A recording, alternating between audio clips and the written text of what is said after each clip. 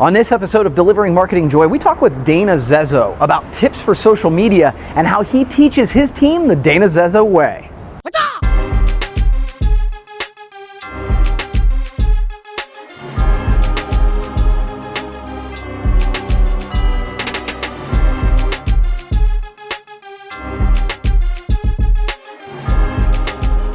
Hey there, and welcome to another edition of Delivering Marketing Joy. I'm your host, Kirby Hasseman, here on DMJ, available only at Promo Corner. And this time, I've got a rock star with me. He's been here a couple times before. I want to welcome him back. He's Dana Zezzo. He's VP of Marketing and Sales at Imagine Brands. And hey, I heard a rumor. Now you're in charge of product development, too. So you're wearing a lot of hats, man. Yeah, I think, I'm lobbying for the 3 salary thing, but it's not getting too far. Yeah, I get it. Well, cool, man. Thanks for doing this, man. No problem. So I wanted to jump right in and talk about social media. You've really been an ambassador, and you and I've talked about this in the past, where you've educated a lot of people in our industry about social media. But as you look at it, as you look at people doing it, what are some of the mistakes you still see being made on social? Well, it's definitely, it's from when I started, doing all the talks and stuff, and I know then you do them, and Mark Graham and Danny, and sure. Even Bill, is doing some. It's come a long way. For sure. People have gotten a lot better. I think that from the distributor perspective, and that's kind of what I'll talk to, and then if you want to expand on the supplier perspective, we can. But from the spirit, I think people are embracing the concept that the medium is now, they understand the know, like, trust, the sales 101. I think that, I get it. If the more people that know, like, and trust me would probably increase my business. Mm-hmm. I think that's finally stuck. There's a lot of people that are still just reluctant to make the step in. I still see a lot of social voyeurs. I know they're watching and I know they're paying attention because they, when I see them in real life at a trade show, at an issue, they're like, and they talk. I'm like, but why didn't you comment on the comment, or why didn't you? So I can tell that there's still a huge mass that are voyeurs, and they don't understand that to take a relationship to the next level on a social platform, you should probably respond on the social platform. Mm-hmm. So I still see a lot of social voyeurism, what I call it. The other mistake would be they just don't know how, or don't want to know how. I don't know which one. I don't want to be, but they don't make promotional products, which Paul Bellatone and Tim Andrews have done everything in their human power to give you every statistic on why it's one of the best mediums on the planet to deliver a message and get ROI and the best cost per impression, and on and on and on. I don't see people making the product part of their lifestyle. Mm. I've put so much emphasis on this, I use the hashtag field testing promo, mm-hmm. And I check it all the time. Nobody else is using it, mm-hmm. And to me, that would be an amazing way. I don't see people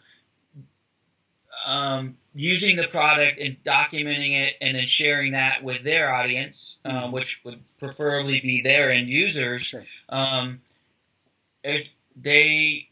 They still want to draw that line between with Facebook in particular of personal and business, and I still think that's a major mistake. I think it is it's the easiest platform to use. It has the largest amount of users on a daily basis, and you have their best chance. It'd be no different than choosing which TV station in the new world of 2,000 stations or whatever the hell we get. It's no different than how you choose to advertise in what station. You would say, well, where are the most amount of people? Where's my biggest audience? Where's this? Well, guess what? In social media, it is the channel of choice still. Mm-hmm. I know we're having fun with Snapchat. We're having fun with Instagram. I love them too. I embrace them. But I think that the best channel is Facebook when you remove this personal to business barrier. So the mistake I see is still people can't get over the hump of that it's really it's not personal. Nobody wrote that. There's no manual that says only personal. It doesn't exist. Yeah. So I don't know where you got that from, but let it go. It's a documentation. It's whatever in life you want to document and share with whatever audience you chose to connect with. Yeah. And if I jump in, it's so funny to me because I think what we're finding, Dana, and again, this is kind of just off the cuff, but it's real life, right? Like I think what we're finding is that the things that translate in social media are the things that translate in the three-dimensional world. You talked about it, engaging with people, having a conversation, being authentic, engaging with them where they're interested. Those make sense in social media because they make sense in real life. Right, exactly. Yeah. Yeah, we do a lot of, we've shifted our social attack method or just our strategy very sniper now. It's not as global as it was. And inside these sniper pockets that are very focused pockets, we'll do some crazy stuff. Offers from free product to complete self-promo orders and get very little response. I'm very confused by that. I mean, here's my analogy, right? So I always compare it to me as a consumer. And when I speak to, and I know one of our things we're going to talk about a little bit is how do I pass this on to my staff? The one thing I always do is put myself in the shoes of the consumer. So, you know me, I'm an avid outdoorsman. Like I'm going to be that weird dude that's on like AME in Alaska bush country someday, like off the grid. Like I'm going to go from one extreme to the other. But so if Cabela's, for example, I'm a big fan of Cabela's. I think they're a marketing engine. And they become like, in a way, the Walmart of the outdoors world, even though it's not about price. They become the specialists. So if I want the best selections of boots, in my head, they've taught me that, well, they're going to have the best selection, right? And then I might catch a deal. But if Cabela's engaged with me on social media, like I would perk right up. Like, and then if you started offering me stuff, like, dude, I'm your biggest fan. Like, if I saw a thing in Cabela's, hey, respond, and the first 50 to respond get to field test these boots. But I'd be all over that. Right. And our industry is not embracing that. And I'm kind of blown away that myself as a consumer of product would be so engaged. And I guess you could argue that it's so different, but I don't know if I see a difference. They're selling something, we're selling something. Right. Our end users use our product in their life for sales meetings, for conferences, for giveaways. It's no different than than walking into Cabela's and buying something. Yeah, for sure. Other than it's at quantity, right? So I just don't understand. I would highly encourage distributors that when suppliers are attempting to engage what they're saying is they're moving away from the traditional medium of engagement, which is via phone and email, which doesn't work anymore at all. I mean, it's very challenging to use. They're trying to play in a space that invades your life the least, but gives you the most impact. I would encourage you and distributors to embrace that a little more. So yeah, and I agree. So you alluded to it, so I want to get to that question about, when you bring on new team members. I mean, I've heard of people saying, "Well, he taught me the Dana Zezzo way." So do you train them on social, Dana style, or do you just go, "Hey, watch me and do what I do"? How do you do that? A little bit of both. So when you work with me, you clearly realize quickly that you're going to have to figure out which line you stand on when it comes to social media. and very few will say that they are going to take a no stance. They realize that's probably not a good option. So, it's something that, yes, the first method of training is watch, and then we start asking questions. What? So, like, if we were to document the psychology of a social strategy, which could maybe actually make me a lot of money someday, but we say, why did we post that?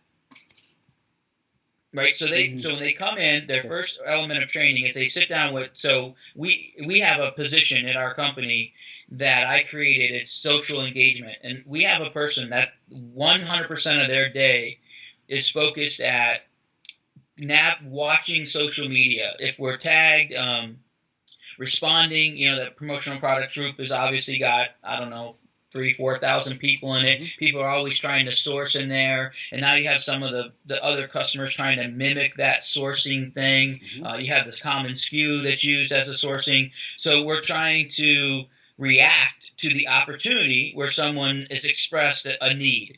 And then we have a whole proactive strategy on our own. So we run the new hires, and particularly sales, we run them through watching that and learning, and then we start asking, why do you think we posted that? Why do we think you posted that? And at first, always their first reaction is just, I don't know. And then we dive into it and we start saying, we'll look at our bag category has a lot more to offer than people realize. So we're moving around the outside of our core bags, and we start talking about the strategy of what we post and things like that. And they're like, wow, okay. And then when they realize there's so much thought, then their automatic default is there's more reasoning behind every post, which ironically there's really not. But then they start going, hey, why did we post that? Hey, why did we post that? Well, you do that enough times and they get to understand why we post what we do. We post, or why we do what we do on social. From a behind the scenes perspective, we do something else internal I want to talk about. But I think once they feel that, then they what we're trying to do is just really rip open their head and get it prepared for this onslaught of social content. And when they're open and not got blinders on, they take on a very different persona about our social media strategy and how we encourage them to connect on LinkedIn. And we're always talking about it. Always talking about 5 connections a day, the roots of, and then we talk about slowly, and then it moves into the one-on-one. So I personally express this to my district sales managers that, again, are not even at the social that I am, and then I connect with the reps independently, each one, usually based on something that happened. And I use that something as a training example, and it's all one-on-one. I've attempted to do social media training with the whole group. It's a train wreck because you have so many different attitudes that everybody can feel those attitudes in the room, and it ruins the room. So we don't really train at a group level anymore. We train very one-on-one and the value of it. Matter of fact, I had one this morning with one of the reps who ended up, because of I took a LinkedIn. So I know their territories, and I know the individual territories. I found the individual's LinkedIn profile, and I forwarded it to him through a private message inside of LinkedIn. I shared the profile, and I said, in Michigan, good person, you should connect. Well, he took it, connected, and then, I don't know, out of fear of me sending it to him or whatever, but called me later and said, hey, I had an appointment with him. It went really well. Thank you. I was like, wait a minute. I just sent you a LinkedIn profile. You ended up booking an appointment off it? He goes, yeah, it went really well. So I'm like, all right, well, let's talk about that. Right. And he's like, oh, and no, he didn't really fully understand, the science why and like they don't understand the algorithm value of being connect. So if we can take a distributor, for example, algorithm wise, if that's the, am I saying that right? The reason, yeah. the mathematics, right, behind more than me being connected to say you, is that when you visit LinkedIn, if you're connected to myself and Lori and the district sales manager, and titles do mean something to LinkedIn, I figured out, and the Jeff, the sales rep, and something else, when you have a better chance of being given Imagine Brands content in your feed. Right. Okay, I'm trying to teach that to the rep. So why would I be connected, the rep being connected, the district manager being connected? Why does it work? So that when you actually share company stuff within your newsfeed, your customers got a mathematical better chance of seeing it. And it takes a while for them to understand it. And usually it comes from, like, they'll share something, and what really causes it to start working is something happened. Like, they get a phone call or an email that says, I saw your post, I need a sample. Yeah. I saw your post, I need a spec. I saw your post, I need you to come in. Then all of a sudden they're like, they're all ears. Right. But before that, there tends to be some awkward time where they're not sure. No, I totally get it. Again, I think that we all sort of went through that. It was just a while ago for you and I. We're old. It was a long time ago. Yeah. So I've asked you some of the mistakes. One final question for you is, what are some things you wish distributor partners would do, but most of them don't? I think it would be back. We've touched on it there a little bit. I think it's make the product more a part of your life. Yeah. And if you love the product, your customers will love the product. It already happens from a supplier to distributor relationship. Yeah. Kirby, that if I called you or posted or sent you a Snapchat and said, Kirby, this thing is the bomb. Like, this is legit. You would be all over it. Yeah, so Pete, really want to tell the audience, this happens, right? Like, Every once in a while, Dana will send me a Snapchat and be like, you need to get a spec sample of this because da-da-da. And I think I always do it, right? Like, so It's a great point. Yeah. So what I would say, the distributors are not doing is they're not getting passionate about anything. And we do sell products. So, I mean, I know there's a lot of talk in the industry about don't be product pushers. But at the end of the day, we sell product. Our service is what convinces the end user to come back. I think the end users look to the distributors for these product ideas on an endless basis. And I just think if distributors would make it more a part of their life and talk about it and be comfortable posting pictures using the product. I don't know if I can count on one hand how many times I've ever seen a distributor who had a family reunion or an event that they hosted where they were bragging about the swag they were using for their own event. And to me, that's ridiculous. You should be your deck and picnic area and RV and backyard. It should be covered in this stuff. Yeah. And document it, because I think customers and users don't mind that.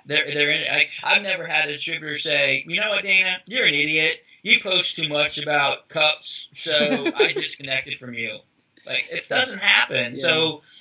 But if I post and now we're doing the things with Facebook Live, which is, oh my gosh, the amount of views we're getting. I can do a product presentation to 2,500 people in 3 minutes now. So use the math and use the stuff. Embrace the new Live and Snapchat and these things to just blow your customer away. And love what you do and love the product, and I think it'll carry over. And I just don't see that enough, and I don't know why. I don't know if people aren't comfortable with it. I can't figure it out. Yeah, I think it's fear. I think it's a new thing, and people don't want to look stupid. But I understand what you're saying for sure. So, Well, dude, you've answered my 3 questions. You always do awesome. I do give everybody a chance, but I don't think I reminded you. I give everybody a chance to ask me a question. I don't know if you have any queued up for me. Well, yeah, I do. Can we talk about the brewery a little bit? Are you Sure. comfortable with that? Is that cool? Absolutely. All right. Yeah. I am so excited about the brewery and I'm hoping to get a T-shirt. But in the meantime, I've got my my Hasseman marketing T-shirt on. Nice. Today for the podcast because I believe in it and I'm wearing it. Yep. But I want the brewery shirt. Okay. But let's talk about. I think social media is potentially the future element of launching a business. 100%. I know a little bit about your social success with the brewery that's not technically even open yet, Right. Which is even cooler. Yep. Would you ever have tried to open the brewery without social media today? Boy, that's a good question. It's hard to say because I feel like social media is so much a part of what I do. But what I would say, and it's funny because I haven't talked about this. It's a good question. So I actually think if you look back at the last 6 months of what I've done to get Hasseman Brewing up and running, I have essentially done what I go around the country and tell people do. I've used the give first economy, right? I have told the story on social media. I've used Facebook Live. I've used Facebook. I've used blogs, and I've done swag. No more billboards, no radio, and there's no disrespect to those, but I've done what I've told everybody that I think is the 2 most powerful media, right, is social media and promo. That is how I've built the brand so far for the brewery. And as you said, it's not open yet, but so far the buzz around our community, actually what's really funny is the buzz around the promo community has been really good. Why? Because that's what I've done. Right? I've awesome. Followed that blueprint. That's You can coin that. You better patent that word or trademark that word. Blueprint. Ooh, this could be big.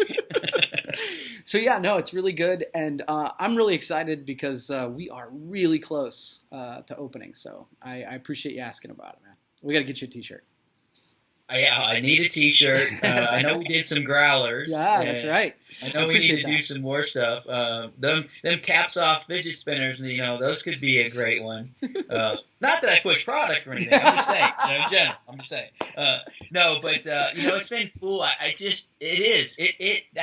is like you nailed it. You practice what you preach that you and I talk about after hours, and it's so cool. And I think you have